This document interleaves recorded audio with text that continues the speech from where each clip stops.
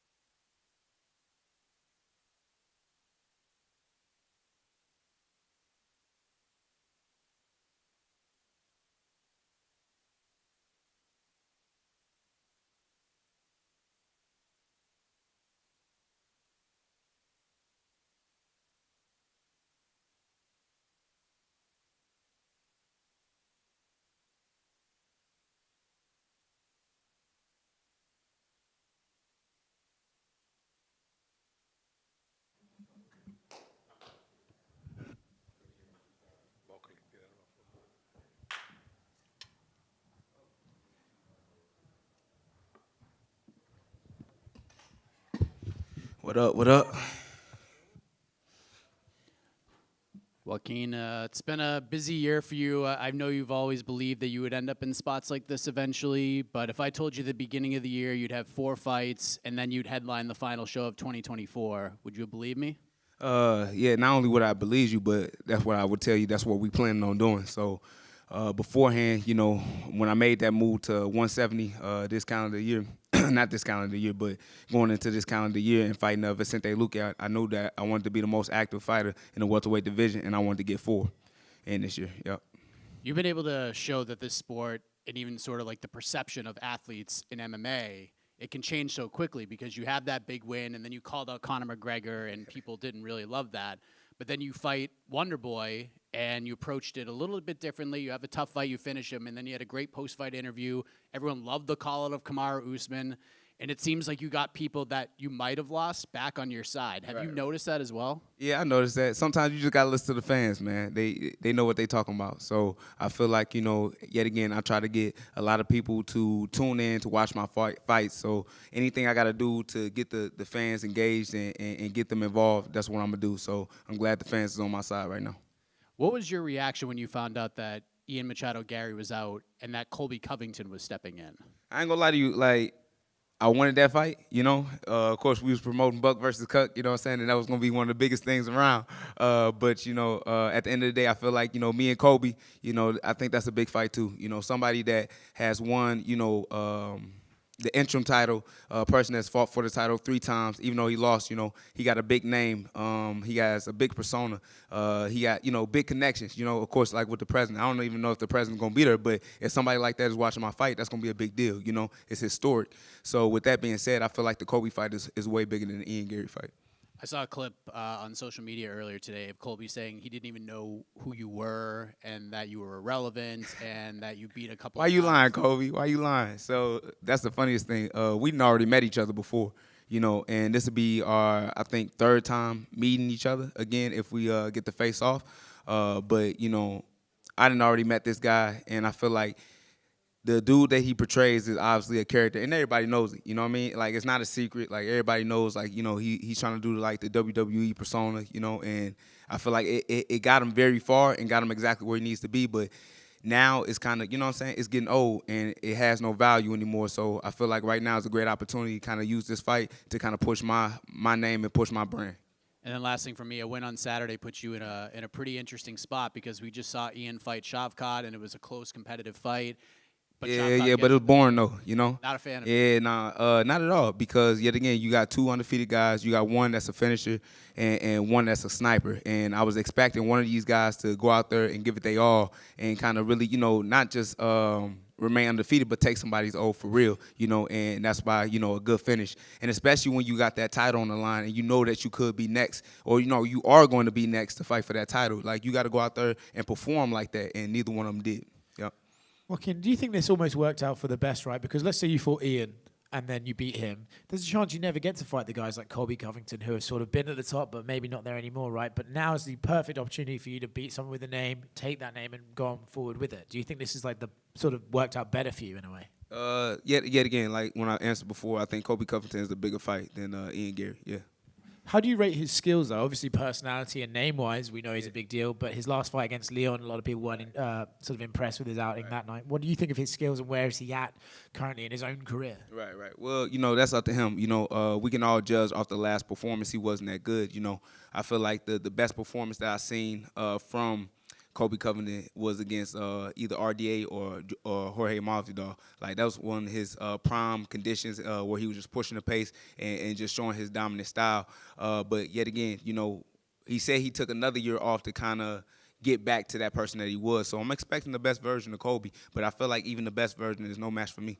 You talked about how you've met him before, and you know you sort of come up watching Colby and doing his shtick and everything like that. So in a way, is it almost like because you know the shtick and everything, there's nothing he can really say that can rattle you, right? He said what he said to Leon, which obviously got Leon fucking pissed off. But is there anything he can really say that can get under your skin because you know what you're dealing with here? I mean, I'm not saying it's nothing that he can say. If he do his homework, like, he can bring up some things, right? But at the end of the day, I have met this person, like, in person, and he's not that same dude. So with that being said, it's just all noise. But the one thing that I know that is real is that, no matter what he talks about, he gotta live by that in the cage. So let's see if you're gonna stand on that once the cage doors close and we get to do what we do. And what have you made of the Colby Covington persona? Like, he's, Ian Gary, like, doesn't like him at all, but, like, some people find him funny. Like, what do you make of him? I mean, he doing whatever he needs to do in order to promote himself, but I feel like, yet again, you still got to be authentic with it. It's just like Conor McGregor. You see him and you see how, he pushes his brand and how he acts, but, that's still him. That's still Conor McGregor, It's just you turn up the volume for certain things. Alex Pereira, the authentic person that he is. And he don't even speak English, But people still love just the realness about him. So it's just like, just be yourself, and be able to turn up the volume on that. A lot of people, most fans only know him from what they see on camera, but you've said you've met him, off camera and have had different experiences with him. How is he off camera?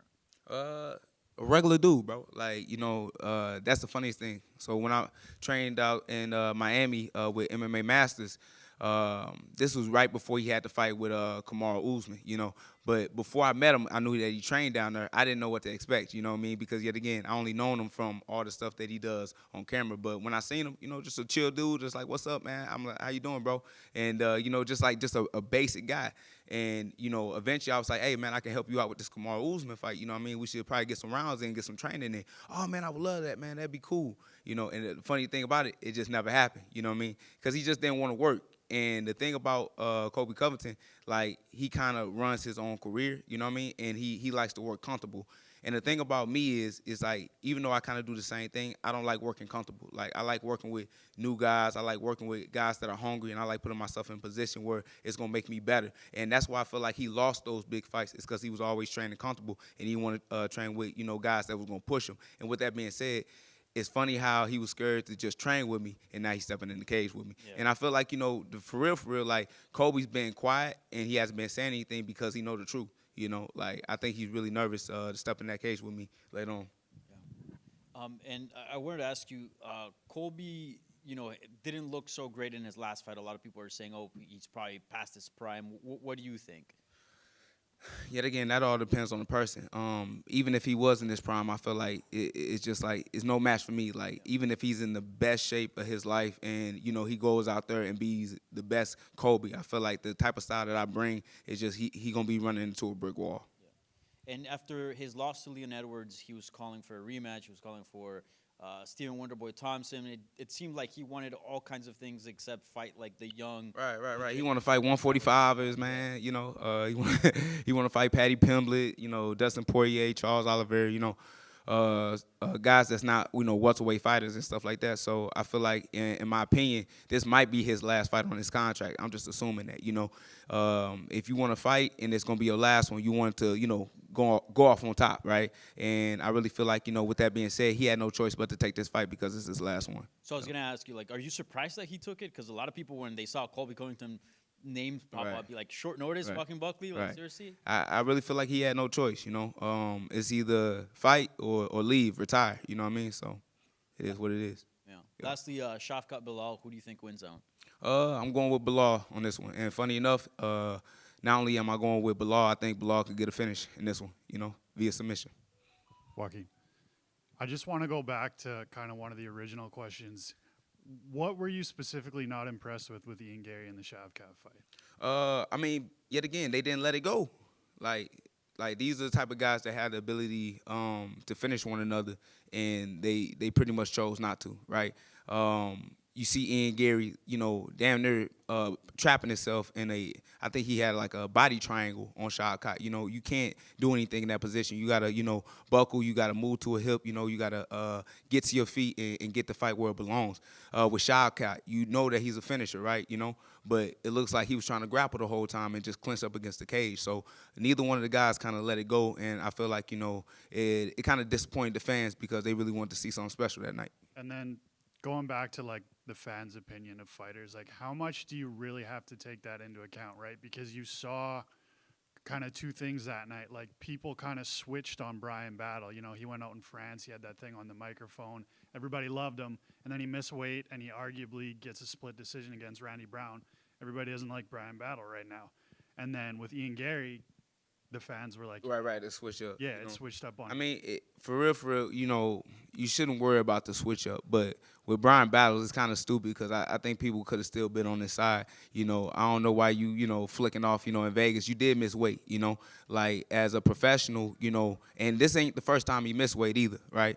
I remember back in the day that we was going to try to set something up for Boston. And I told him, one thing I need you to do is just make the weight. Because at the end of the day, that's what it takes, you know, in order to step into the cage with somebody that also put that same work ethic in with you. You know, y'all both made the same sacrifices, so y'all both get to get the reward where we get to fight one another. You know, I feel like you shouldn't be able to step in that cage if you're not able to make weight. But with that being said, it's just like, bro, you know, take your L with the fans, you know, just because they booed you and stuff like that. And plus, it wasn't like a crazy performance from Battles anyway, you know. That was the first time I seen my man turn into a wrestler. So it's just like, at the end of the day, it's just like, you know, listen to the fans, you know, and when you listen to the fans, bro, you know, they'll turn around and, yeah, they got your back. And then you got a chance to tie a buddy of yours, Charles Johnson with 4 wins. Yeah, exactly, man. Did you see Pantoja in the post fights? They brought up Charles Johnson, and he kind of went, "Who?" I don't know if he. Oh no, I missed that. I missed that. So they asked him about Charles Johnson, and he said, "Who?" I don't know if he was pretending to not know him. Right. But yeah, I don't know that, but you know, at the end of the day, I feel like, you know, the UFC already tried to find somebody outside the organization, so now it's time to find somebody that's in the organization. And obviously, they had a couple people, you know, that failed, you know, that could have fought Pantoja, but ended up losing to, you know, two big names, like, you know, Torsuro and what's the name? Amir Abazi. You know, they both had their opportunities, but they both lost. So I feel like now you got to go searching within the, you know, rankings and just pull up a guy and give him a shot. And Charles Johnson should be that guy. Just a quick one here. This is obviously a big fight in the division. So we know that Shafkat's next for Bilal, but do you feel like you went here and your next fight is the one? Man, I feel like I'm leapfrogging over Shafkat. You Really? know, yeah. And I feel like he injury prone too. Like I feel like he always getting injured. Some always wrong with him. So he might not even show up to the fight, and it might just be me and Bilal next year. You know, Okay. but yet again, the performance got to speak first. You know, yet again, I can't just go out there and just get my hand raised by, you know, a split decision.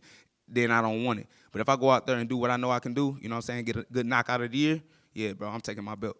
Yeah, so what does that look like? Like putting him away, devastating fashion, and getting on the mic? That's all I know. Yep. And then plus getting on that mic, man, and talking my shit. Yep.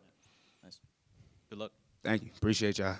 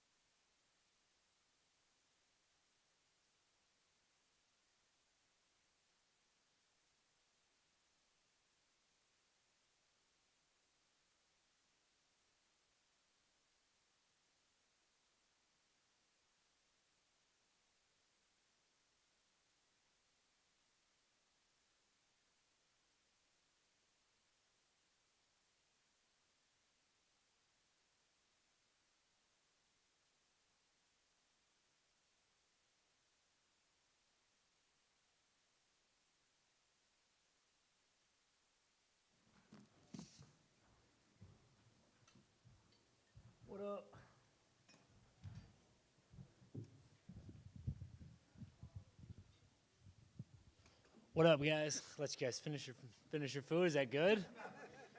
Not cutting weight or anything. Don't worry. I'm just messing with you. Sorry about that.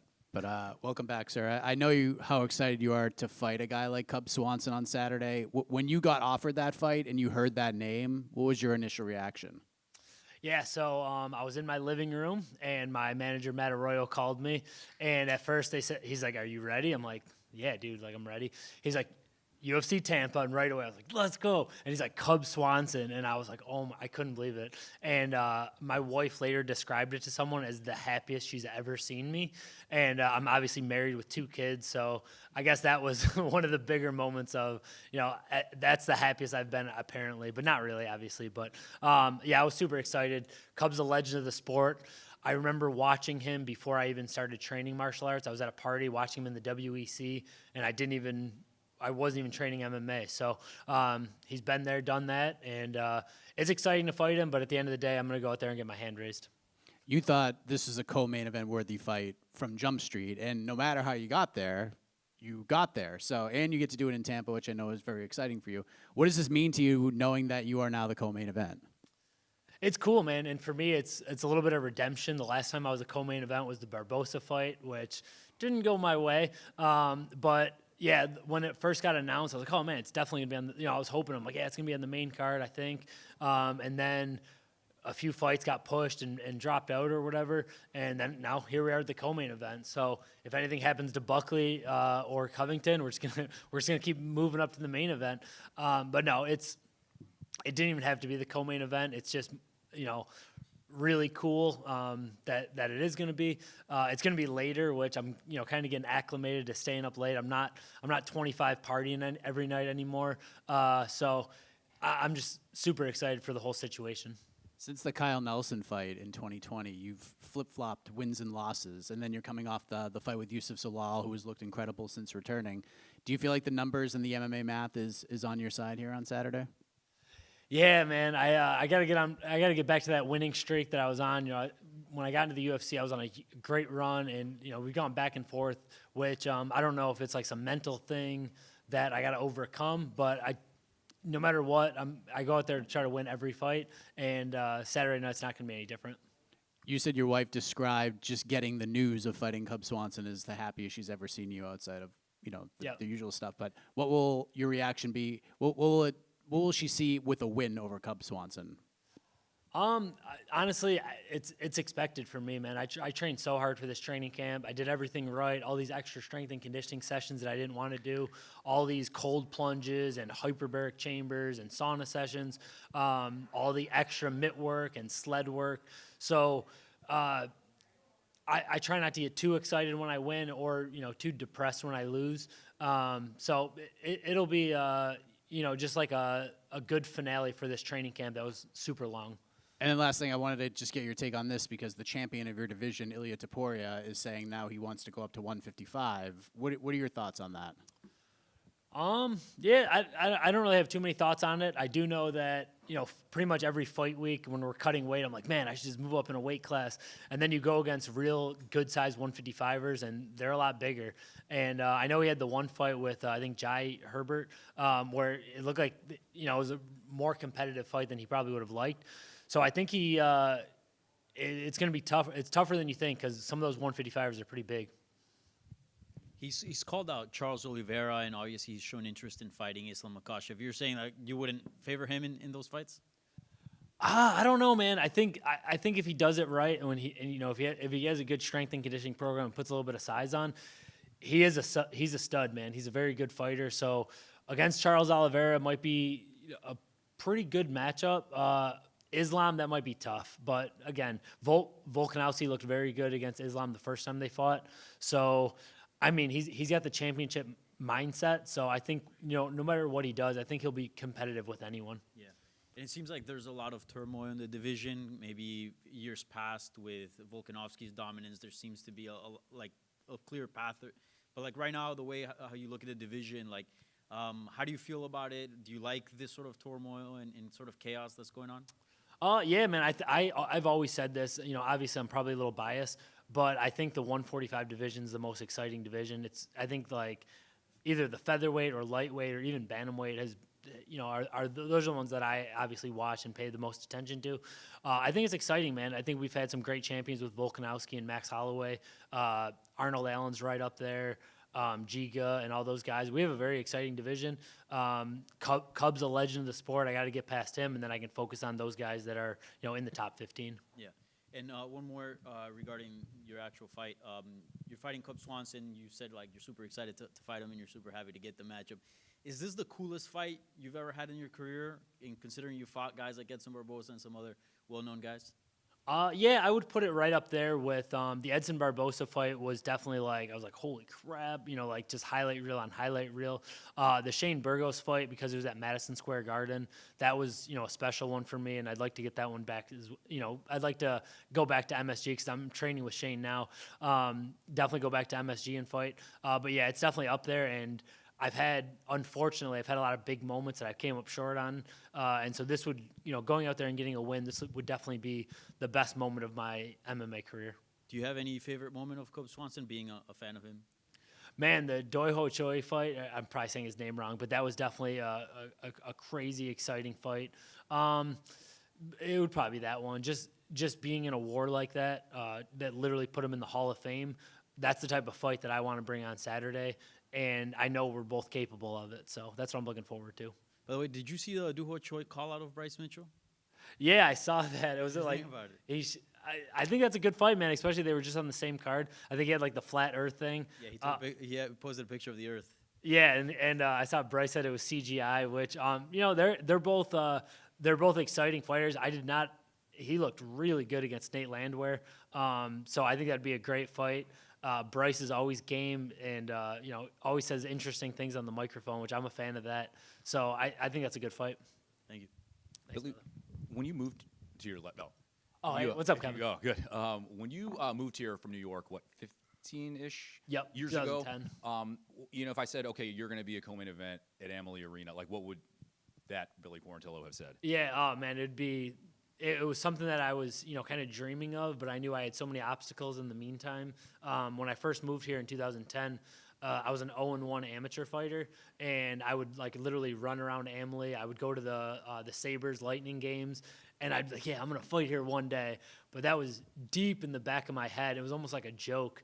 And sure enough, man, the universe has a funny way of showing you that like what is possible. And so it's just I've said it all week long. I'm grateful to be here, and it is really a dream come true. And you walked out of the tunnel at Madison Square Garden and some big arenas. Is it going to hit a little different Saturday at Amalie when you do make that walk? Yeah, the walk is always something special for me because again, like it took me, over 10 years just to get to the UFC, which is like a long time goal. So every walkout, except at the Apex doesn't really feel that same energy. But yeah, it's going to be special for me walking out. But then once I get in the cage, and I'm sure Cubs walk in second, I'll move around a little bit and I'll get ready to throw down, and that's what I do best. And you've had some big moments away from the octagon, just family-wise, business-wise in the last year and a half. Just where is your headspace now that you had a lot of balls in the air there, and now you can just focus on this fight, in your hometown? Yeah, I'm just the last training camp against Zalal when he actually took the fight on shorter notice. I kind of had an opponent change and didn't do what I had to do to make that adjustment with the opponent switch. And again, I had a lot of distractions earlier in the year. At the time, my wife was like 8.5 months pregnant. I was going through a lot of mental stuff. And this training camp, I made sure I'm like, listen, I got a lot of stuff going on.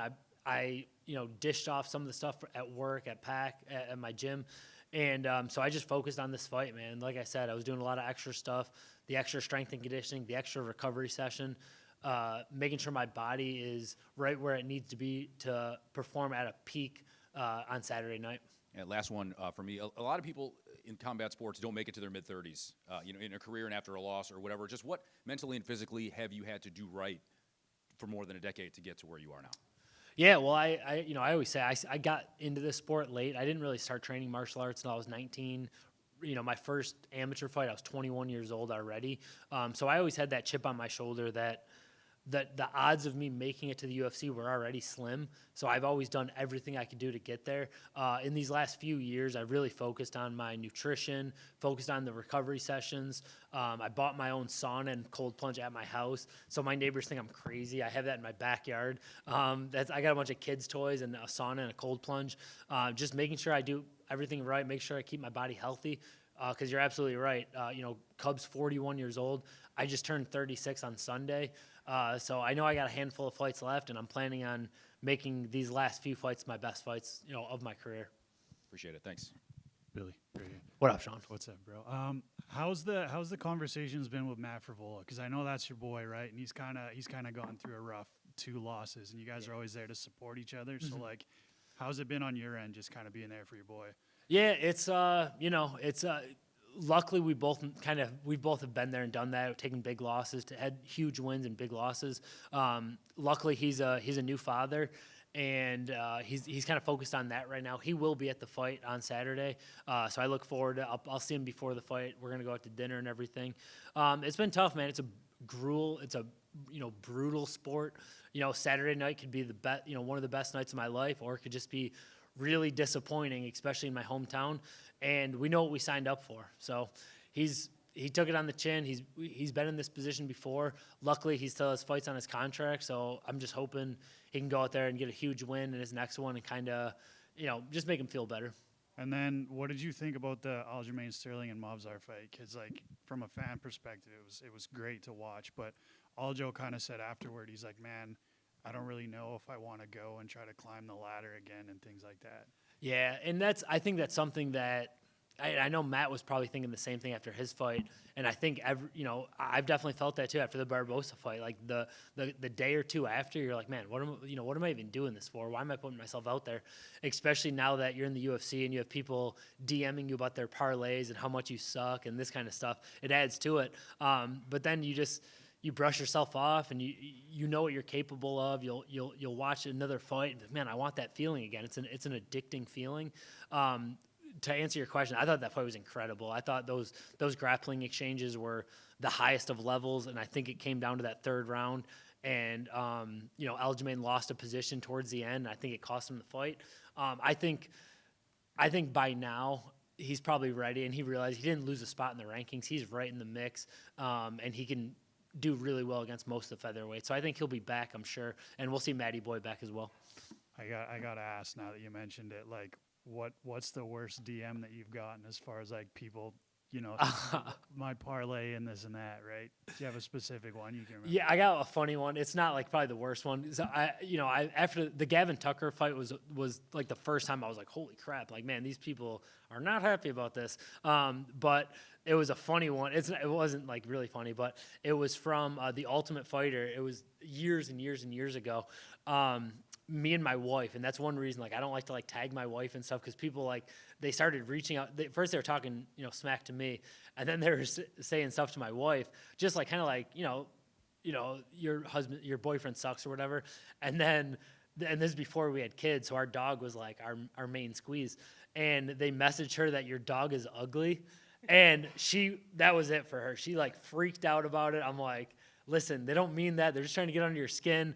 And like they said, like, your dog is ugly. And that was like, I was like, what? They were from like a different country, and that was one that always stuck out to me. And ever since that point, I try not to like put her out in the spotlight too much, because MMA, just fans in general, especially ones that bet, could be absolutely ruthless. And it doesn't bother me at all anymore. Like, I get it. But to like go after like animals and stuff, it's just weird. But that was one that has always stuck out to me, because it was the first time I was in that limelight. So it was the first one that I was like, wow, that I didn't expect that. Billy, one to your right. Hey, what's up, brother? How you doing? About the fight, when you step in there with Cub, we know that he has his style, very famous for his style. What are some of the keys for you to be successful against him? Yeah, just go out there and fight my fight. Not worry about his style as much. Just focus on my game plan. We had a lot of guys that were doing a really good job moving around how he moves. Hands down, darting in. Very aggressive striker. So the biggest thing is just get my timing down. Do what I've been practicing these last couple months in training camp. and just do whatever it takes to, outdog him and go out there and, make it a war like the people want to see and get my hand raised. And it's been mentioned it's a huge night for you fighting here at home, and you've had some low moments and some big opportunities. So is there a different kind of approach you take to coming into this one? I think the approach has already kind of been done. The training camp was a lot different than the last time. Just being here is pretty cool. I got to sleep in my own bed last night. I have a knockout win against someone like right next here at the convention center. So that's pretty cool. I'm very comfortable in this area. And the hard work is done. I'm just making sure I do everything right these next couple days with the weight cut and go out there and try to have some fun on Saturday. Thank you. Thank you. Good. All right. Thank you, guys.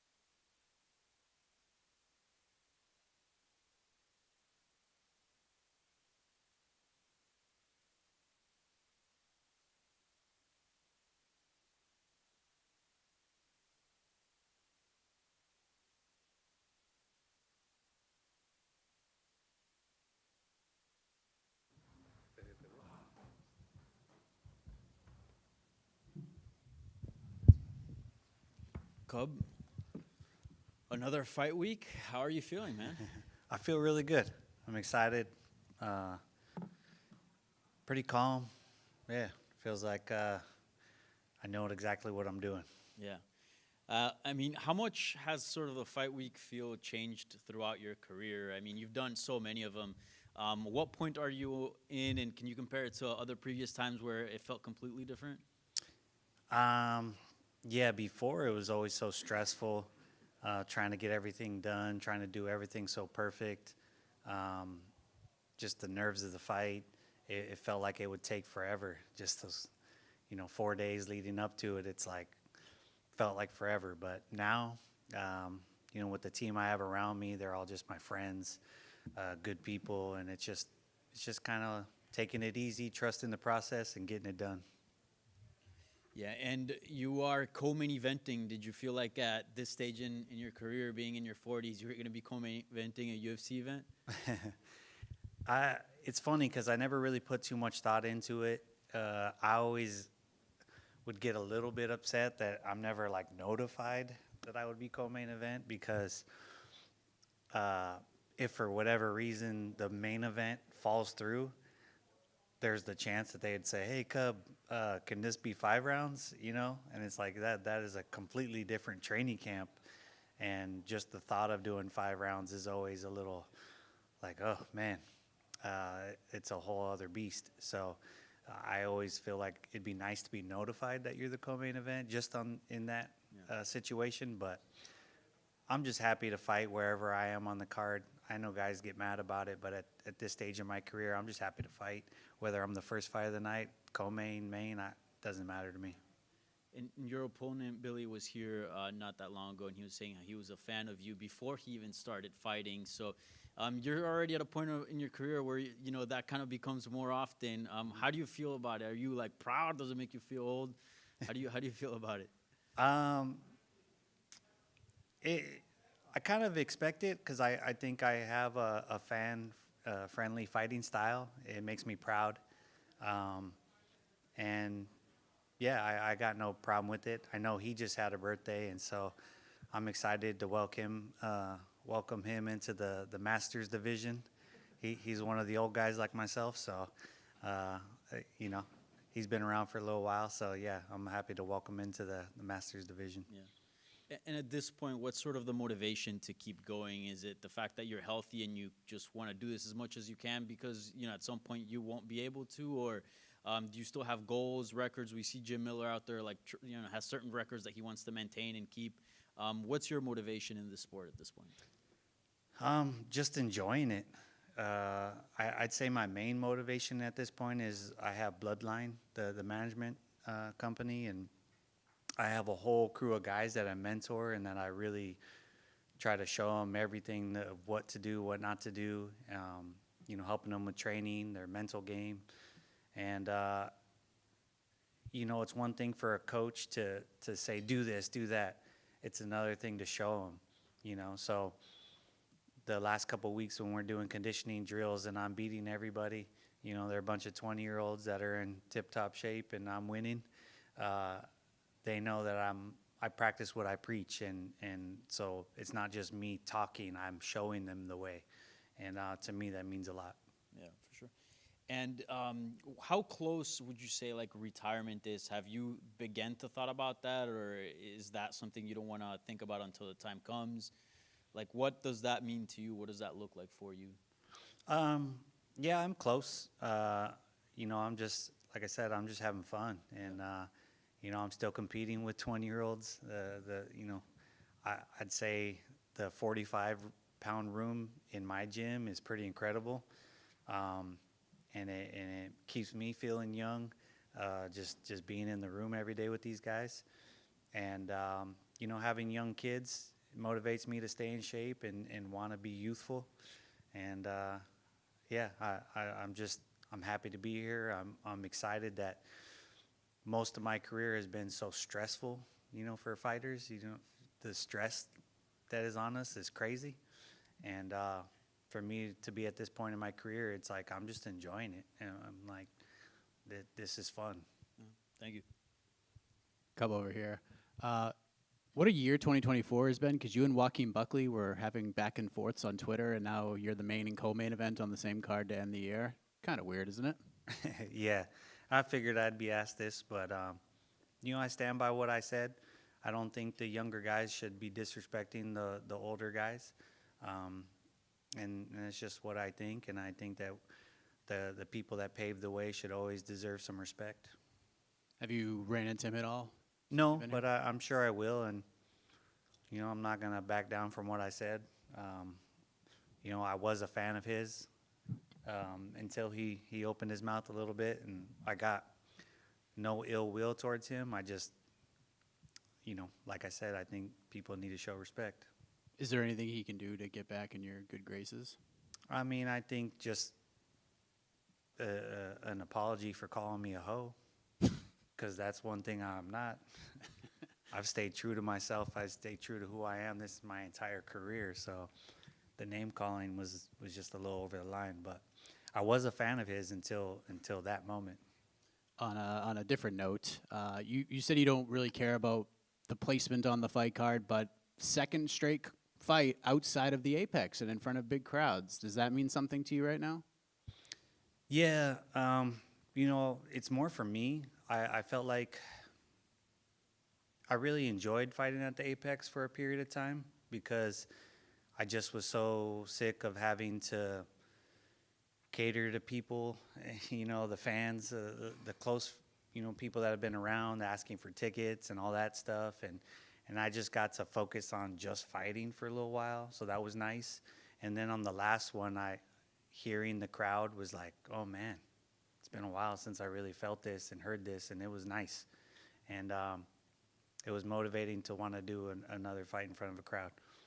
Last thing, wanted to ask you about a couple of your past opponents who just competed this past Saturday. Doo-Ho Choi, your co-Hall of Fame fight opponent, goes in there, has a great performance against Nate Landwehr, and then on the other end you had Kron Gracie, who you had a terrific battle with, and he had a tough night with Bryce Mitchell and got knocked out. What did you think of the performances of those two, especially after having fought both of them? Well, obviously with Kron, he hasn't looked as good, and what people don't understand is confidence is such a huge thing in this sport. And you look at boxing and guys, they can have 20, 30 fights and be undefeated, and they hadn't really. You get progressively tougher opponents, and you have all this confidence before you go into big fights. And in the UFC, you fight the best of the best, and it's hard to get a winning streak together. And when you start to go on your first losing streak, it's very hard for people to deal with. A lot of people never come back after their first couple losses, and that's always wild to me. But yeah, confidence is huge, and I think Kron he needs some confidence, and I think he needs good people around him. As far as Doo-Ho Choi, exactly the opposite. He was a shell of himself. He was almost undefeated. He had a couple losses early in his career. When I fought him, nobody had been able to test him. He had a lot of confidence, and then I feel like I kind of broke that. And then he struggled for a long time. So when he got his first win on his last fight, I was like, man, I was so happy for him. And then he looked so good. And Nate is not a slouch, and he looks so good. So I was telling my wife, I go, look, it's crazy how much confidence plays a role in this, and I was proud of him. Cub, here to your right. 5 years ago, I believe you're the only one back-to-back cards here in Tampa for the UFC. So bringing up Kron, how do you reflect on where you were 5 years ago and being here again? Tampa's been good to me.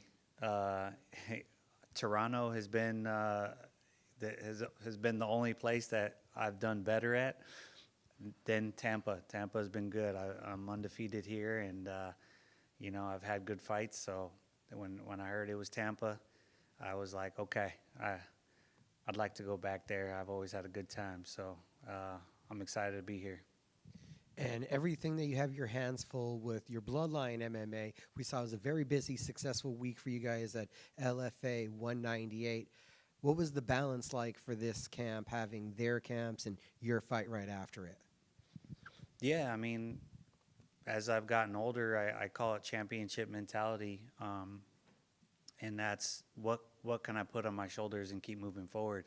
You know, when I was a young fighter, I couldn't handle anything but the sport. You know, the pressure of the sport and being the best I can be, and then becoming a father and having kids and having to be able to have all those duties and still be able to perform was difficult. And now having kids and then having a whole nother set of kids, in a sense, is another responsibility. But I was ready for that at this point in my career, at my age, what I feel like I can carry. Yeah, it's no problem for me. And I'll be honest, fighting is not my first priority. You know, it just can't be right now. But I'm still really good, and I love to do it, and I'll be doing it for a little bit longer. Thank you, sir. Cub, right here, brother. One of your brightest guys, Danny Silva, 2-0 in the UFC. I think he's got another one coming up. I think March of next year, possibly. How far is he going to go in the UFC? Because he looks like one of those stud freshmen that's coming in, right? He's a guy that I believe could be champion. You know, he has all the tools. With him, it's been a matter of belief, which he does now, which is always it's crazy to watch somebody that's so talented, and you just gotta encourage him and let people find their path. And if he stays motivated and does all the things, because it's a long path to the top, if he can do all those things, I believe he could be champion. And then when you talk about belief, another guy, Dan Argueta, he's going through a little bit of things right now. What do you say to a guy like that to encourage him to keep going and like, hey man, don't hang your head on what's going on right now type thing? Yeah, me and Dan Argueta have had a lot of talks. The crazy thing about Dan is he's such a competitor, and he will work harder than anybody, and to fall short, having sacrificed so much, has been pretty tough for him. But he's such a well-rounded person, and people love talking to him. People love his personality. I was like, don't beat yourself up, because a lot of these guys, they can only fight. There's guys that, hey man, your best bet is fighting, and that's how you're going to be successful, if anything. Dan, I feel like he could do any job. Like, you don't need fighting. Like, you're good at it, but you don't need it, because he's just a well-rounded person. So for me, mentoring these guys, I want to give them my honest advice and make sure that they're taken care of long term. That's my main thing, is I want to make sure that these guys, have families and retire, and I'm proud of who the humans they become, not just about their fighting careers. How do some of them take that? Because, I mean, like you said, some guys, their only focus in life has been fighting, and they've put the blinders on. They know nothing else other than fighting. So when you have that conversation, you're like, hey, man, I'm not being disrespectful here. I'm just telling you that, man, you could do whatever you want in this life. Do some of them take it differently than others? Well, of course, but would I be a friend if I didn't tell them my honest opinion?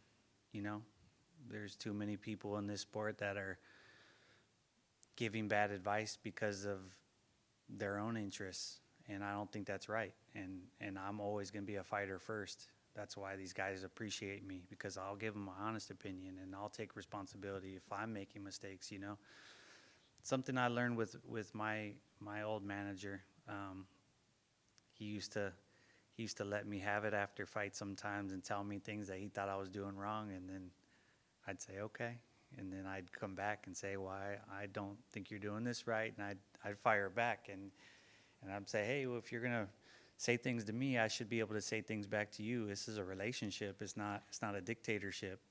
And that's why one of the reasons why I'm really liking the coaching thing is I'm so sick of coaches telling fighters to do this and do that because I say so. And it's like, explain why. Validate yourself. Explain why. These fighters they're smarter than you give them credit for, and you gotta make sure these fighters understand why they're doing things so they can become better athletes. Actually, kind of got one more going off of that. There was a boxing fight a few weeks ago. I don't know if you saw the clip, but the guy was in his corner, and I think it was the third round of the fight. He looked at his cornerman and he said, "Man, I don't want to be here anymore." Like, have you ever had any situations like that with guys in the gym being like, "Coach, I don't know what to do. I don't know if I want to be doing this anymore." Like, what would your advice be if you were in that scenario? Well, it's tough mid-fight. That's a really tough one, because if their performance isn't great and they're saying that, then it's probably best to call it for overall health, reasons. But if they're saying that and they're actually doing good, sometimes it's just a little switch. You got to talk them into it. But that happens in careers. Guys do that. That's what I always say in this. Like, people don't understand, when you have a 20-year career, your motivations go up and down. And there's like fights you look back and go, man, maybe I shouldn't have taken that fight. Maybe I wasn't mentally ready, And I can honestly say at least one fight I have that I probably shouldn't have fought. But for the most part, you got to find your motivation. And if it's not there, then you need to take some time off and reevaluate. It happens. Cool. Thanks, guys.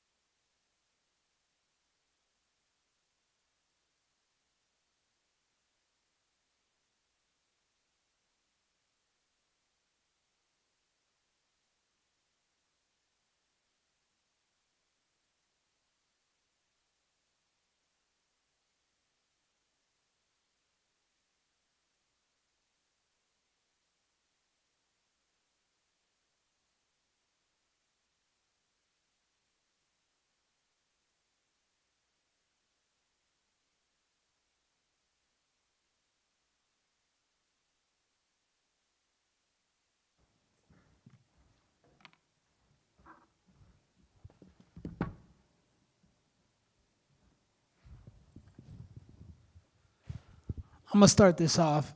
Since I'm the man of the hour, the man of the show. I want to ask LeBron, what does he mean by "there's no party like a Diddy party"?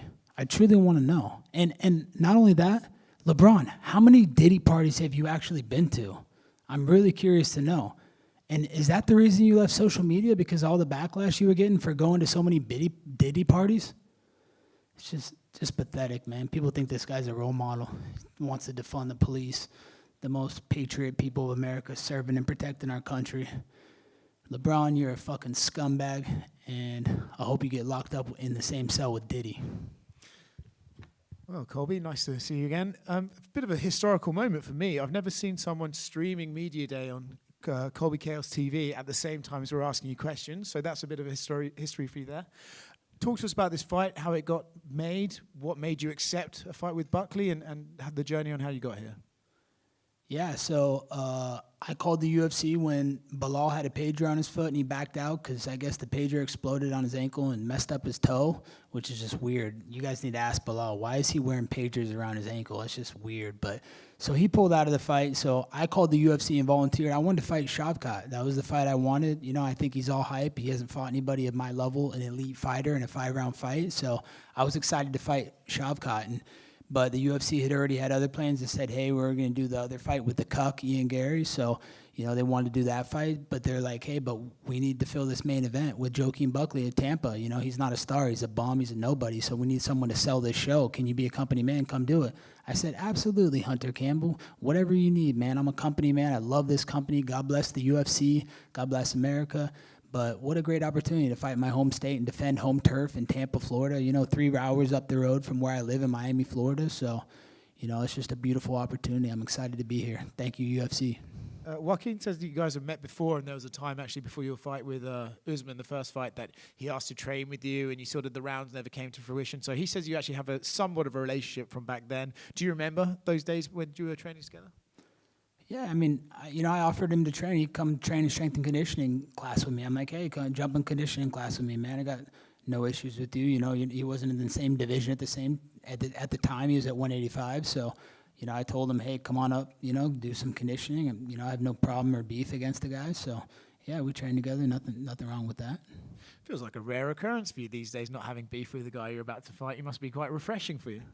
Yeah, he's a young up-and-coming hungry guy. He hasn't been on my radar. I never expected to cross paths with this guy. I expect to cross fights with the biggest and best names in the sport, the world champions, the big guys, not up-and-coming hungry guys like him, younger guys. So, it is refreshing. I have no ill will towards him, but Saturday night, I'm definitely going to have to take his win streak. For you then, is this the perfect opportunity to remind everyone that actually you're still one of the best in this weight class, and this guy is a hungry, rising talent that you can prove, like, hey, he's good, but he's still not as good as I am at this level? Yeah, absolutely. People have been trying to trash my name for too long when I fought the best fighters in the world for, 8-10 years straight. So this is my opportunity to come out, beat a young, hungry, up-and-coming comer that's on a long 5-fight win streak and, has a lot of hype behind his name and, explosive hands. So it's an opportunity to bring him to the deep waters in the main event spotlight and show the world that I'm still the best welterweight on planet Earth. You did mention them before. Ian and Shavkat did fight last week. I'd be curious to get your take on how they both performed. And, Ian wasn't very nice about you in the lead up to that fight, said you'd never fight him, etc. I wondered if you have any response for him as well. Yeah, I mean, he's a cuck. He sits in the corner while his wife gets dogged out by the nutritionist. Isn't that just weird? Like, I don't know why more people don't, talk about that. It's just disgusting that he brings the last name of your wife's ex-husband. It's just fucking strange. And, my thing is, hey, he does nothing for my career. What does he do for me? He's an absolute nobody who's beaten nobody. So I told him, hey, if you want this fight, just answer the 3 stipulations. Turn on your comments. Your wife wants to be so famous so bad. She's quoting Shakespeare, which is just weird in itself. And we know how much weird shit goes on in Shakespeare about fucking cousins, fucking family, all the weird shit they do. But, hey, you want to be famous, make a video begging for the fight.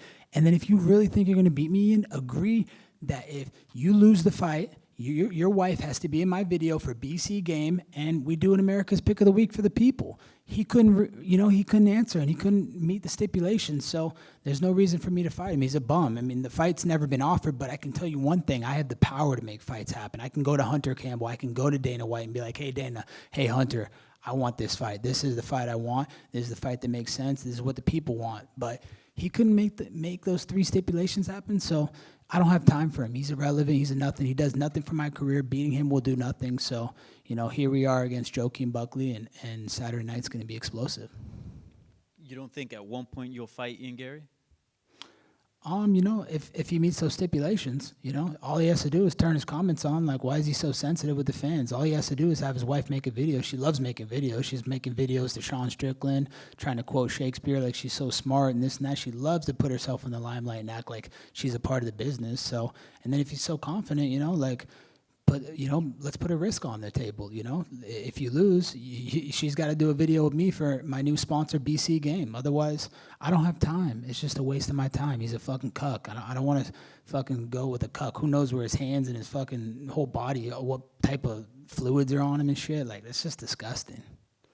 And on the other side of that, what'd you think of Shafkat, like, as far as his performance? And now looks like he's going to fight Bilal Muhammad. So what did you think of his performance, and what chances do you give him against Bilal?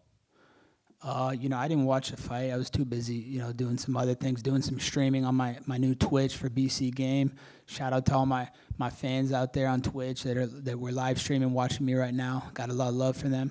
I got bigger things to do than watch these up-and-coming nobodies that haven't accomplished anything in this sport. They have no merit. They haven't been in title fights like me. They haven't won world titles like I have. So, I heard it was boring. I heard his stock went down, and he got exposed. He was all hype. He's got all finishes against all nobodies. He beat the busboy from Outback, the Outback Steakhouse that serves bloomin' onions. Like, how prestigious is that? So, that's why I volunteered to fight him. I volunteered to fight him on 3 weeks' notice. I called Hunter. I wanted that fight, but instead, I got pushed into this fight. Not pushed into it. I'm happy to come and save the day for the company. I love this company. I'm a company man. Love the UFC. It's such an honor to fight here. And, this is the true excitement in my life when I get to come fight for the UFC. And what do you think is at stake in this fight against Buckley? He says that he's going to go out there and pull off a knockout of the year, finish you, and then leapfrog Shafkat. Do you feel like sort of the same thing is for you? Like, if you do something spectacular on Saturday, maybe we're talking about you in a title contention?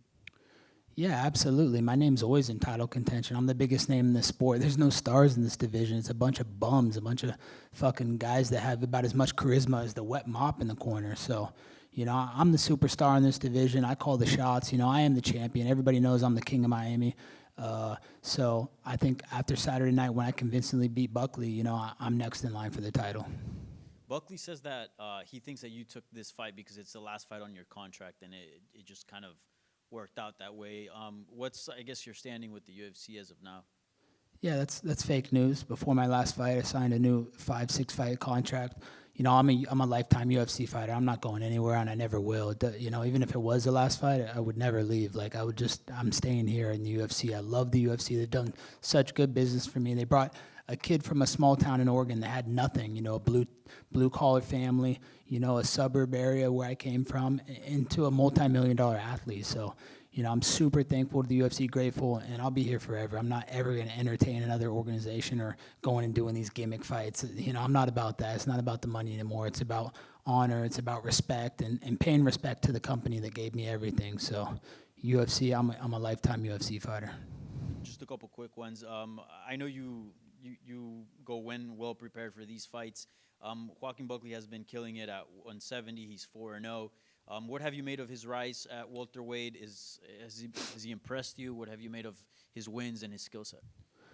Yeah, I mean, I've never watched him fight. I honestly... Not even in the lead up to this fight? No, not even in the lead. I never watched my opponents fight. Like, why would I worry about what they're going to do? They got to worry about what I'm going to do. I'm going to bring the bedroom cardio to the octagon on Saturday night. And I could tell you, a lot of mamacitas in Miami have been slayed in the last couple weeks in the lead up to this fight. So the cardio is going to be on point. We're going to blow the roof off the arena. It's going to be electric. And, I got some special guests in attendance that'll be walking me out. It's going to be a memorable night. So not really worried about what he does. He's going to have to worry about what I do. Who are these special guests? I wish I could tell you. You know, I don't kiss and tell. You know, I gotta keep it a surprise. I gotta make it a bigger deal. So, you know, it's gonna be a good one. You said you don't kiss and tell, but you just told us you slayed half the women in Miami. Yeah, but I didn't say names. And you know, I could tell you the celebrities and all the people that are in my DMs and all the women that I've been with. But you know, I'm not saying names. And lastly, I don't know if you've seen some of the fan chatter, but like after your performance against Leon Edwards, a lot of people said, well, maybe we just saw sort of the best of Colby is already in the past. He's past his prime, this and that. How do you feel about that chatter? And how do you feel personally after having gone through this training camp? Do you feel like you're still an elite welterweight? Oh, I know I'm still an elite welterweight. People don't realize, if you go look at the media day from before that fight with Leon, you know, I tried to go do a training camp in Breckenridge, Colorado, because the altitude is like 9,000 square feet above sea level. I ended up getting HAP, which is high altitude pulmonary edema. It's altitude sickness. So I came into fight week on Monday with bad fucking altitude sickness. And people don't realize that. If you go look at the media day, I couldn't even talk. I had freaking phlegm coming down my throat, couldn't breathe. So already going into the fight, I was compromised. And then in the first 30 seconds, I throw a kick, I break my foot in 3 different places. So that's not a reflection of who I am and how I fight. You know, I was just compromised. It wasn't my night, you know, and that happens. It's one fight. You know, I've had, you know, 21 fights, 22 fights. So you're going to have some hiccups here and there. You know, I had a lot of adversity that I had to face in that fight. So Saturday night, I look forward to proving those doubters wrong and silencing all my critics. Colby, over here to your right. Saw a comment from you, sir, recently that said right now you're currently in the best mental place that you've ever been in. What was the process of getting to that place? You know, just forgetting about the chatter, you know, not paying attention to anything or anybody's opinion, you know, because everybody has an opinion in this world, and most of the time they're like assholes. They stink. So, you know, just letting go of everything and just becoming free again and just being who I am, surrounding myself with positive, good energy. You know, I got new coaches around me, a new team around me. So, you know, I got people that are really uplifting me and giving me energy that I didn't have before. So I feel better than I've ever felt. I'm in my prime. I'm 36 years young. I trained smart, you know, through the years. I didn't spar heavy where my brain's going to take a lot of damage. So I know I still have a lot of great fights in me, and the best is still yet to come for me. What was the process like of constructing that team to make the best Colby? You know, I had to go find a good new striking coach that was going to give me that positive energy and have the time for me. You know, the old coaches, you know, they were busy with their family, and, you know, they had other fighters that they had to attend to and go to fights overseas. So I needed someone that was going to really be there for me, for Colby Covington Incorporated, in my business, in my event, especially on a short notice fight like this, 3 weeks. You know, I needed them to be there every day and train on my schedule at nighttime, you know, to simulate when the fight's going to be at, to acclimate to that time. And so, you know, and then I brought in a great fighter, Roberto Soldic. I think that guy's the future. He's a fucking absolute specimen. He's been the greatest training partner I've ever had in my career. So I'm very thankful for Roberto for coming in and coming all the way across, you know, from Europe to come train with me on a day's notice. And, you know, he's giving me the best look. He's a way better version of Buckley. He would literally knock out Buckley in seconds. So, you know, he's been a great training partner. I got my coach, Charlie Weiss. He's been one of the greatest assets I've ever had. Just great energy, always looking out for me, doing things for me.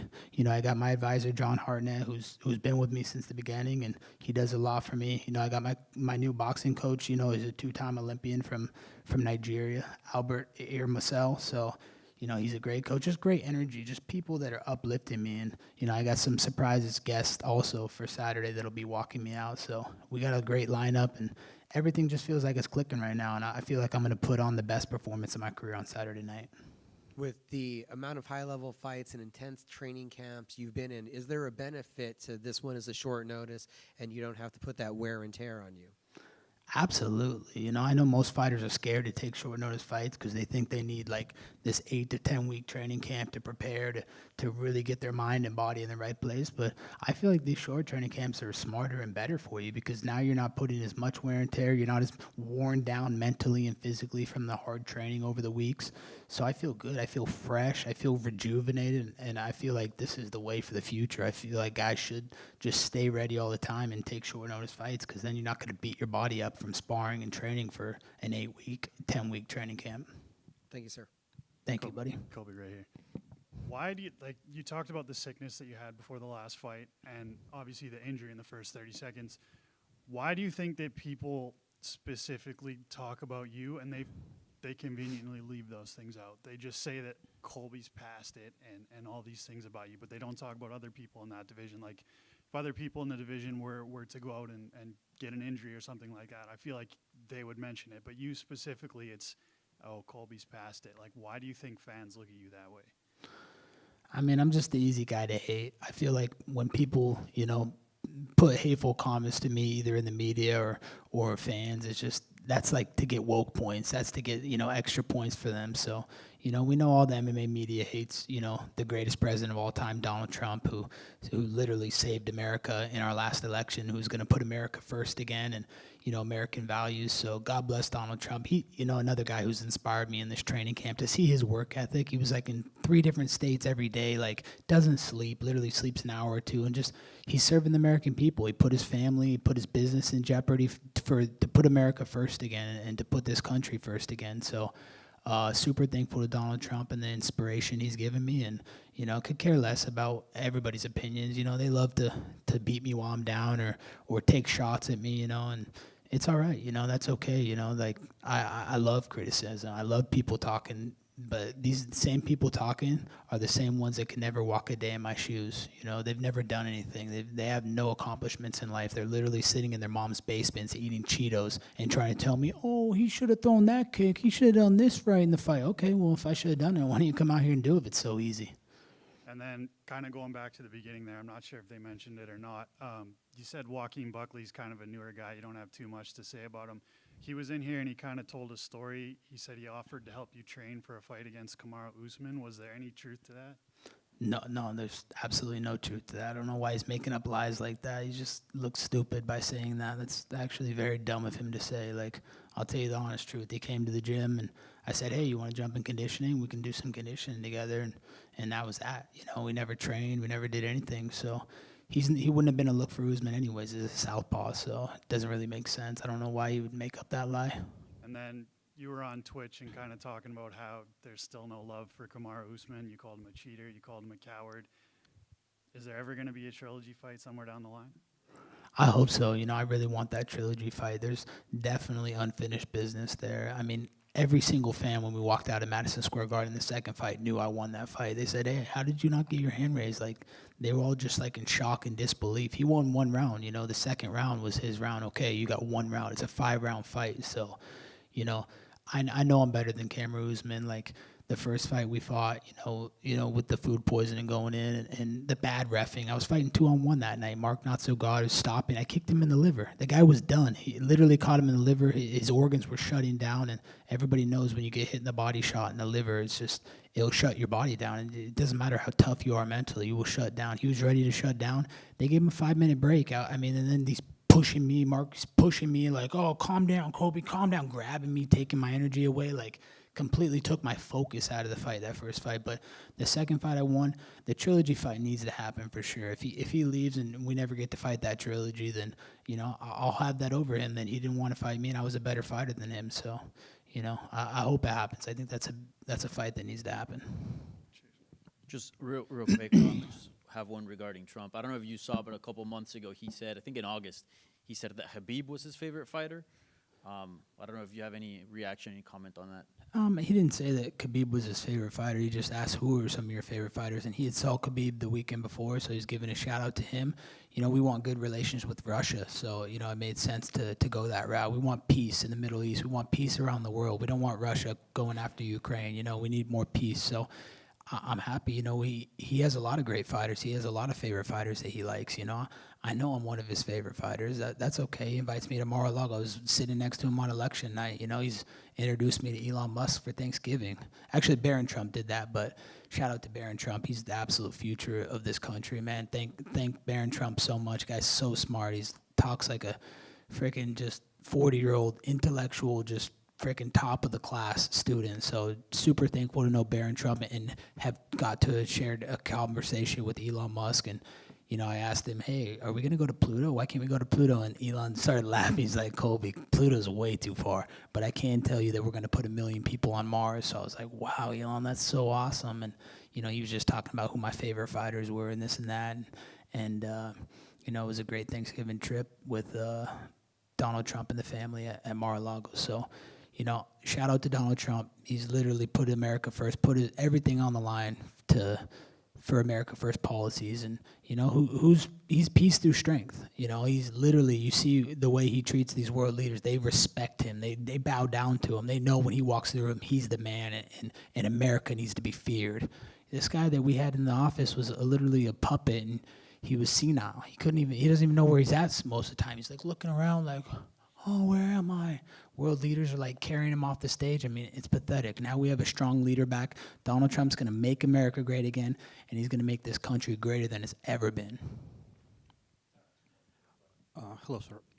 Recently, you've verbally attacked Hamza Chimaev, but if we abstract from his personality and life outside the cage, what can you say about him as an MMA fighter? Dude, he's an absolute scumbag. The fact that he rug pulled all his fans, that's the most disgusting act I've seen in the MMA ever. Him and Khabib, like, just absolute scammers. Like, dude, you're making enough good money with the UFC. Now you're going to rug pull and do a fake mem coin and scam all your fans for millions of dollars? I mean, these are fans that are working their asses off every day at McDonald's or low-income paying jobs, and they're investing in them because they trust the fighter and they like their fighter. And for him to just shit on all his fans like that, it's disgusting. I mean, that's why he's cum shot, The guy's literally fucking, just the worst person on earth. It's so sad that he did that to his fans. So, as an MMA fighter, I don't think he's anything special. I think that he got exposed in that Gilbert Burns fight, that he doesn't have good cardio. I thought Usman beat him. When they fought, if that would have been 5 rounds, Usman would have beat him for sure. But I thought Usman beat him 2-1. So I don't see anything special out of Chimaev. He needs to stop fucking scamming his fans. And a quick one from me. I'm just curious. So what's more important to you, winning in octagon or your popularity outside the cage? Winning in the octagon, dude. This isn't about popularity, man. I don't do this for popularity. I do this, to be the best and to leave a great legacy. I want people to remember Colby Covington, a fucking century from now. I want this name to echo through people's minds forever, and to tell stories about how great of a fighter I was and how fearless and how I went against the grain. I'm doing something that no one else is doing. Everybody likes to complain about me and say this and that, but they haven't done what I've done. They haven't killed what I've killed. So, if you want to be a star in this division, you got to make yourself a star, and I've done that. Thank you. Hello, Colby. I want to know, what is your opinion about Ilia Topuria as a fighter? Yeah, he's a great fighter, man. He's knocking people out. He's exciting. He's fun to watch. I think he's a great young, hungry guy, and he's a dangerous guy. I don't think anybody's going to beat him in that featherweight division. So, shout out to Ilya. He's been doing great, and great branding and great gimmick and character that he has. Coming from his country, and just a great fighter overall. Colby, I know you and John Jones have had quite a history. What did you think of his performance and him leaving New York with the heavyweight title? Yeah, man, John has some fruity tendencies. I think the media needs to look into like some of the fruity things that he does. It's very strange. But I can tell you, I know that he has been with some women, because I remember in college, he always used to get like the fattest girls in the school. I'm talking 300 pounds plus.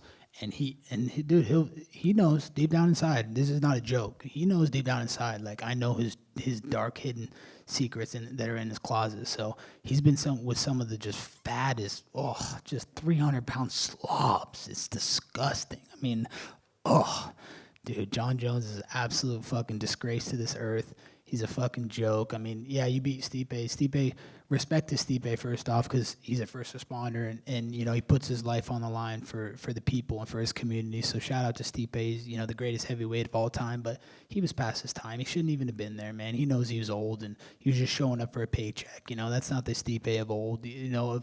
That was in his prime anymore. So You know, I don't think anything special with that performance. I think John needs to stop ducking Tom Aspinall, just like he ducked Nagano. You know, he ducked Nagano for years. Now he's ducking Aspinall. So he doesn't want to fight the guys he knows he's getting his ass whooped against. So I don't think anything special with John Jones. He's a fucking coward. He's a cheat, and he's a woman beater. He needs to stop beating his wife and leaving her bloody in Las Vegas hotel rooms.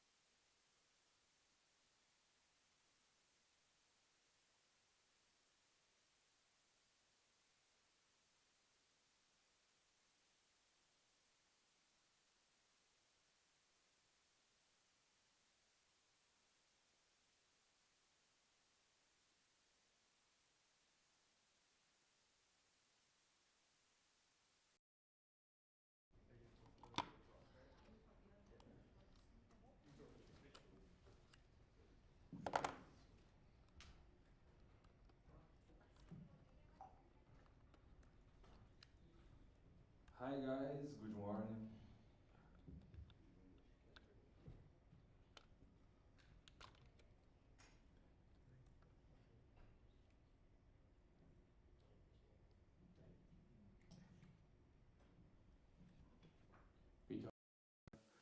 Fun fight with Dustin coming up on Saturday. How excited are you to get back in there and compete against a fun striker like Dustin Jacoby? Luta divertida no sábado. Você contra Dustin Jacoby, quão empolgado você tá para uma luta com ele, com um cara que cai na porrada, né? O Dustin Jacoby é um cara muito experiente no UFC, fez grandes lutas, né? É um cara que aposta muito no seu jogo em pé, então eu acredito que vai ser, sim, uma luta muito divertida. Um duelo de estilos ali, dois caras que gostam de se impor a todo momento durante a luta. I think Dustin Jacoby's got experience in the UFC as a guy that likes to go at it. He likes to, he trusts, and he likes to impose his game, and he likes to be standing. And I think that it's going to be a fun fight between two guys that like to do the same thing, which is. And I know you're coming off your first loss against Anthony Smith in May. It was the first loss of your career. What did you take away from that fight and losing that hope? Vindo de uma derrota contra o Anthony, a tua primeira na carreira, o que você extraiu disso? O que você aprendeu? Passar por um momento como esses agora para o futuro? Eu acredito que faz parte do jogo, né? Ninguém gosta de perder, ninguém quer perder, mas infelizmente aconteceu. E igual a gente fala, tudo é aprendizado. Eu aprendi que devo respeitar mais meu corpo e algumas outras coisas, e alguns detalhes que a gente tem que corrigir, não só quando ganha, mas quando perde e vice-versa, né? Então, eu acredito que essa derrota me fez ver muitas coisas, né? Mas também, como sempre digo, eu gosto do que eu faço, eu amo o que eu faço, e eu busco sempre evoluir independente do resultado. Então, você pode esperar, independente de qualquer coisa, cada luta um Vitor melhor e mais preparado. I think it's part of the game. I think it's an opportunity for you to learn and to understand things that need to improve. I learned that I need to respect my body a little more, and other things. There are details that need to be worked on, and regardless of the result, win or loss, I always try to improve. And you can expect that I'll be a more prepared fighter and somebody that's more ready for the fights. And then last thing for me, Anthony just fought on Saturday against Dominic Reyes, and it was not his night. It didn't go well. He fought with a heavy heart. As someone who just competed with Anthony, wanted to get your thoughts on the performance and the fight. A última pergunta dele, o Anthony Smith acabou lutando agora no último sábado, não foi a noite dele, e obviamente que ele estava no octógono muito emocionado. Só queria saber se você assistiu a luta e se você tem alguma coisa para dizer da luta que você viu do Anthony, se você assistiu. Sim, eu assisti um pouco a luta dele, vi que ele estava muito emocionado, né? No começo do jogo ele entrou querendo liquidar logo a fatura, até alguns momentos colocou sua cabeça a jogo ali, né? Tomando alguns golpes.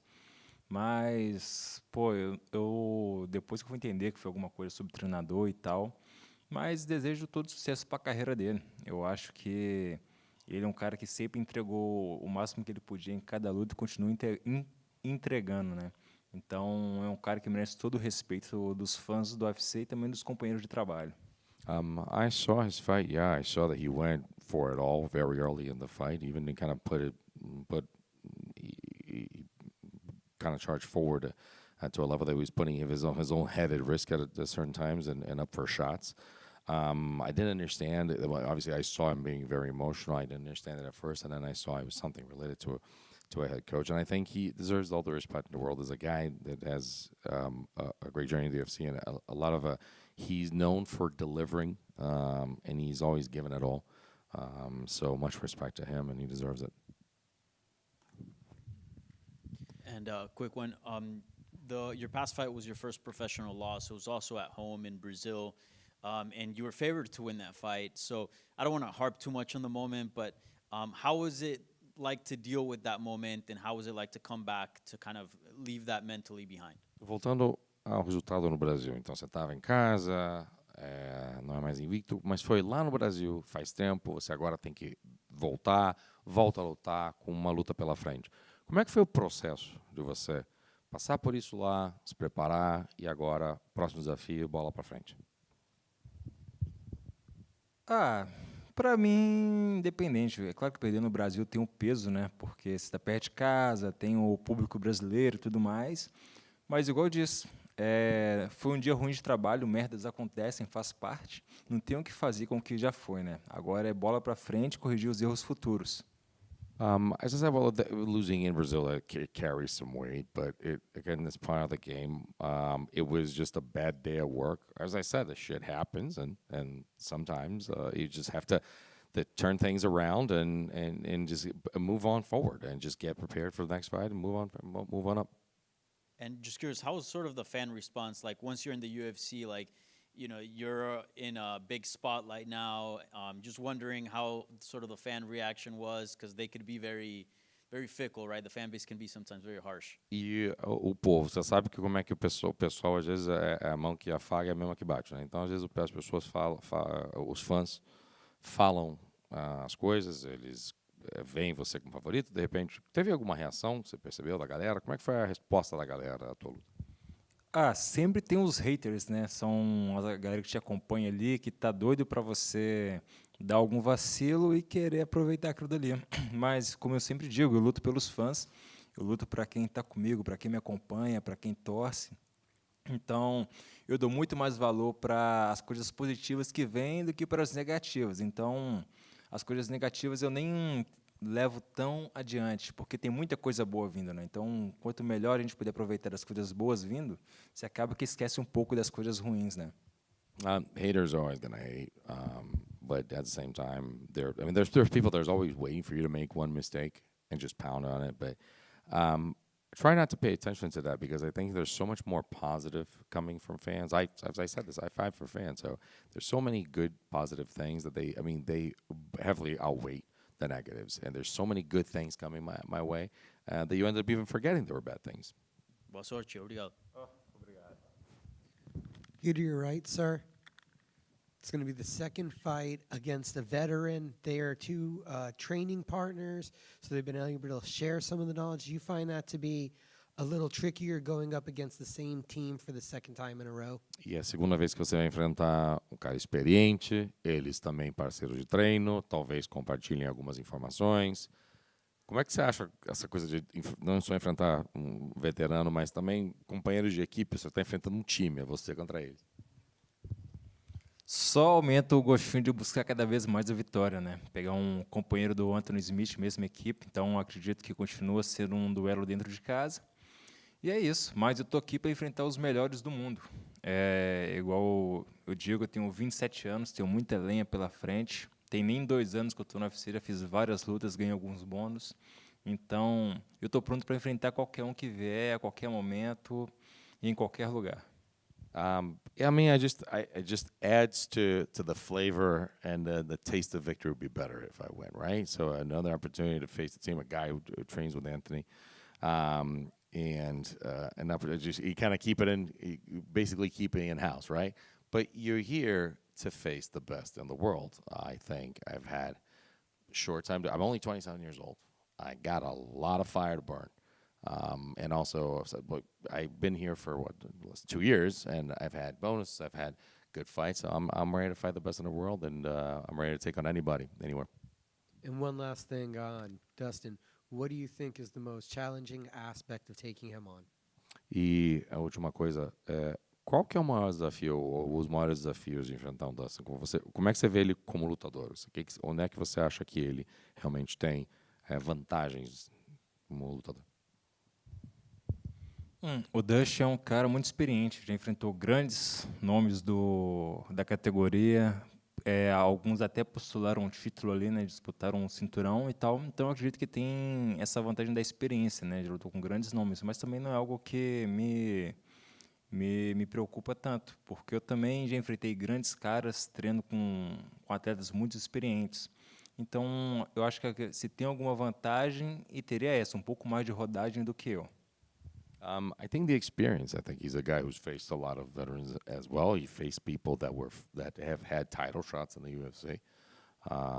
But I do fight with a lot of great people. I do have very good training partners, and guys where I've faced a lot of tough and experienced fighters, and I also train with them. But I think that would be an advantage of his. I think the experience and the people that he has faced in his career. Thank you. I just got one, just because it's your division as well. What do you make of the whole beef that's going on between Poatan and Jamal Hill right now? Like you must have seen the video of them at the PI. Like, what's your opinion on this whole thing? Só porque tá na tua categoria, o que você acha dessa bronca entre o Poatan e o Jamal Hill? Você deve ter visto o vídeo deles, o Poatan falando com a luva, bota a luva, bota a luva. O que você acha desse draminha que está acontecendo entre os dois? Eu acho que o Jamal Hill fez muito dinheiro na primeira luta, né? E quer repetir o feito. Eu acho que ele sabe que o estilo dele é um estilo que não casa bem com o Poatan. O Poatan tem a vantagem ali, e o Poatan está num hype muito bom, mas ele quer fazer dinheiro com essa luta, né? Então está fazendo de tudo para promover e para voltar, mesmo vindo de derrota, né? Ele quer, eu acho que está pensando muito mais financeiramente do que uma briga pessoal. Tanto que se fosse algo pessoal, no PI, na primeira confusão, eles já tinham brigado. Igual eu acho que o Poatan desafiou ele não quis. Então dá para ver que o pensamento dele é totalmente financeiro. Eu acho que ele não é um cara que está no nível, mas é um cara que quer aproveitar isso para fazer mais dinheiro ali, né? I think he made a lot of money from that fight with Poatan, and I think he wants to repeat that. I believe that he's got a style that the matchup is not good for him, fighting against Poatan. And we know the result of that, so that's not something that he's looking for. I think he's looking at it on the financial side much more. I don't think it's personal. If you think about this, if it was personal, when Poatan challenged him and said, "Put on the gloves," they would have fought there, but he doesn't. That's not the beef that he wants. He just wants to make sure that listen. Poatan's coming off. He's got all that hype on him. So I just think that this is not personal. This is not related to fighting. I think he just wants an opportunity to have that shot, and he's thinking it with it through a financial prism more than anything else. And he's just trying to make money off of it. Has there ever been a situation with you in the gym where somebody's thrown gloves at you and asked you to jump in there? And if they did, would you oblige? Já teve alguma situação na academia, eu estava em algum lugar aí treinando, no Piá da Vida, um lugar comum, e você encontrou alguém que, sei lá, tinha uma certa bronca, ou tinha uma bronca contigo, e a pessoa falou, bota a luva aí, vamos sair na porrada. E se acontecer, se nunca aconteceu, se acontecesse, tu cair na porrada, não? Isso nunca aconteceu, mas meus treinadores são de provas ali, eu sempre gostei de me testar muito, né? Então, sempre que vem alguma visita na academia, seja de um cara da categoria de cima, um cara muito bom, eu sempre como posso dizer? Notificou. Não, sempre me botei pronto para fazer um sparring, fazer alguma coisa, né? Mas eu acredito que se alguém me desafiar na academia, ou seja, em qualquer lugar, na rua, num shopping, qualquer coisa, eu acho que todo desafio merece ser aceito, né? That never happens to me, but see, the coaches are laughing because, like, every time there's a newcomer, somebody from another gym, someone even from a heavier weight division comes, I like to challenge myself, and I'm trying to find the words to describe it, but like I always put myself out there and say like I will do that. But so that never happened in that capacity. I'm always like to push myself for a challenge. I'm the one that wants to get a piece of that person. Now, if that ever happened at a mall, the street, something like that, listen, all challenges must be considered. Nada, pessoal. Deixa o Jim em paz. Thank you, guys. See you later.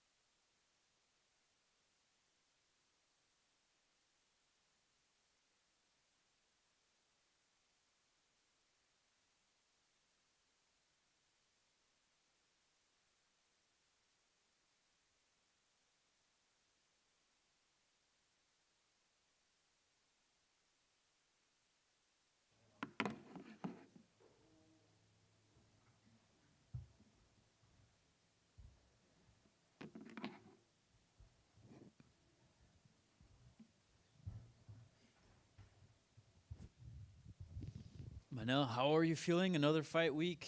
How are you feeling? How's the energy going into this fight? Everything good. Feel amazing.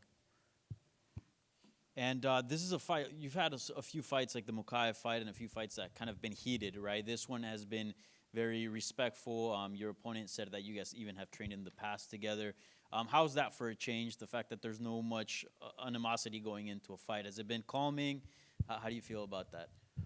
We never trained together, but we have a mutual respect. You know, I know Bruno is a great guy, and actually is one of the guys of my manager team. So, but this doesn't matter that inside the cage it's gonna be respectful. Of course, I'm going there to get my job done. Yeah. He thinks this fight could determine the next title challenger. He's on a streak. I know you're not, but you're still on a big name in the division, and you're still highly ranked. Do you feel like a win here could get you a shot against Pantoja?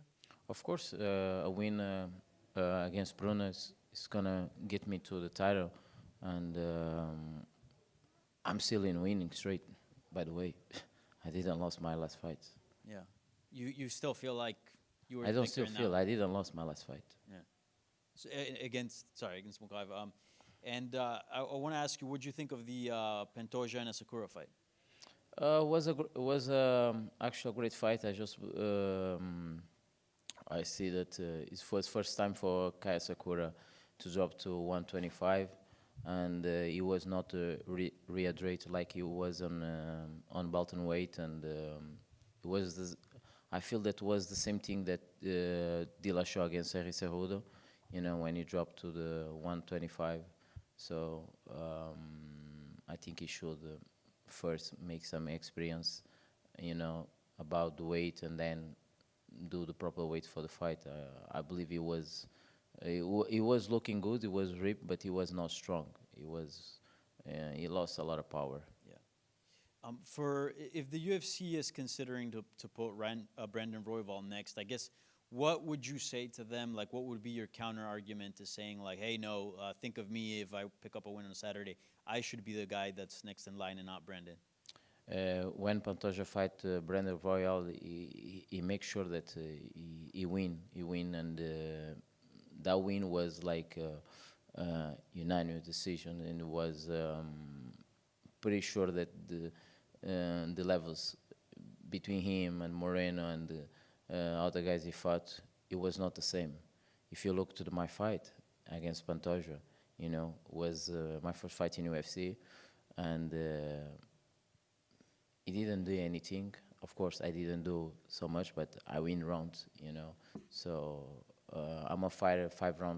In 5 rounds, I grow up every round, and you know my potential, you know my skills, and it's gonna be a different fight. And you're 1-1 with Sakura, right? If I'm not mistaken. No, 2-0. 2-0. Of course, 2-0. Do you see a third fight between you two at some point, or? Would be amazing, you know, if UFC bring to UFC Japan, and if it was for the belt, would be a great story, you know, in the Saitama Arena. But he messed up his opportunity. But let's see what's the future come. Thank you. Manel over here. How tough was the loss? I mean, it's loss in the books, but in your mind, it's a win. But there's like so much bad blood. The fight was kind of weird. I personally thought you won that fight as well, and there were multiple moments where the referee could have taken points from Muhammad, and he didn't. How tough was that night, and how quickly were you able to move past it? So my fight against Mukaev, people was like saying that was a little bit boring, you know. But if you look to the perspective of the fight in the first round, I get more damage than him. And I was looking for the fight all the time, chasing him. What he was doing was only a runaway from me. And his kick even didn't have any effect, because his kick was to get me away, you know. Because there is no fight if someone try to fight and another one try to run away. And I show his wrestling is not on my level. On second round, I tried to submit him, but he grabbed my short, you know. So sometimes Shakespeare say that men, they are the owners of they faint, you know. And he changed his feint that night when he grabbed my short. And worse than that was the referee. I think it was not a man. I think he get a bitch move. He was looking to him. He grabbed my short.